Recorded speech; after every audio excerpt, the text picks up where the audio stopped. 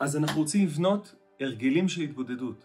אנחנו רוצים לבנות הרגלים שיעזרו לנו לצאת כל יום להתבודד שוב פעם. אחד החוקרים בעולם, BJ פוג, פיתח שיטה שנקראת Tiny Habits, הרגלים קטנים.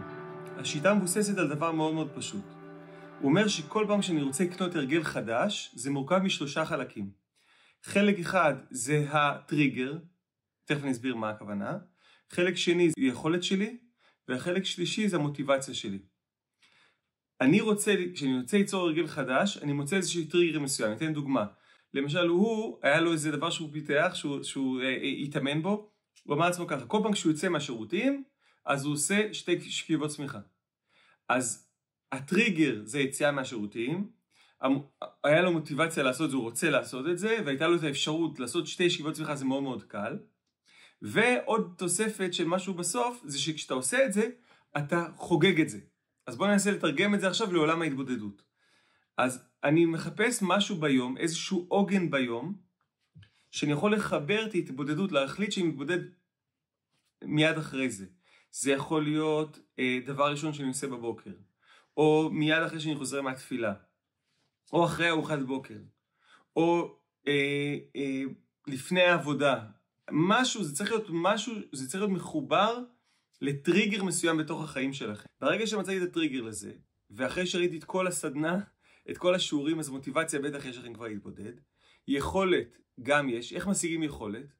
אם תקבעו לעצמכם 3 שעות התבודדות, אז לא תצליחו. אבל אם תקבעו לעצמכם 5 דקות או 10 דקות או חצי שעה או אפילו שעה, מי שיכול, אבל זמן שהוא אפשרי לכם, אז יהיה לכם גם את היכולת. ואז אני עכשיו מחליט נניח שכל יום אחרי ארוחת בוקר אני מתבודד רבע שעה.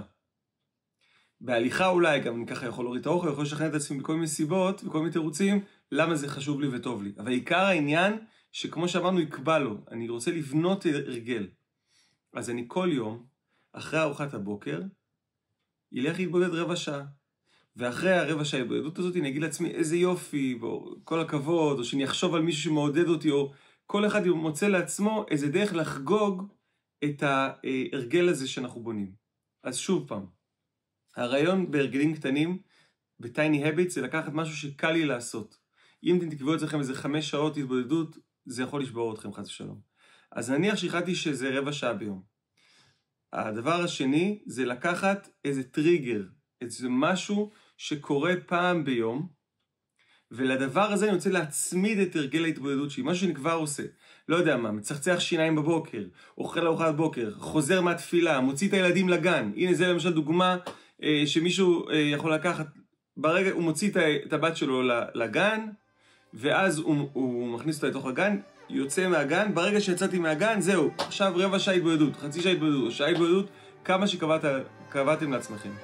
בסוף הזמן הזה, לאחר שסיימתי את הזמן שהחלטתי להתבודד, אז אני מחזק את עצמי, משמח את עצמי, וככה אני בונה הרגל יום אחרי יום, יום אחרי יום, יום אחרי יום. זה מבוסס עוד פעם על השיטה של BJ פוג, שנקראת Tiny Habits, אפשר לחפש וללמוד על זה עוד. אנחנו שוב פעם, מה שחשוב לנו זה לא השיטה, מה שחשוב לנו זה ההתבודדות. אז זה עוד כלי, אני מנסה לתת לכם עוד כלי לארסנל, איך להתמיד יום יום בהתבודדות שלנו.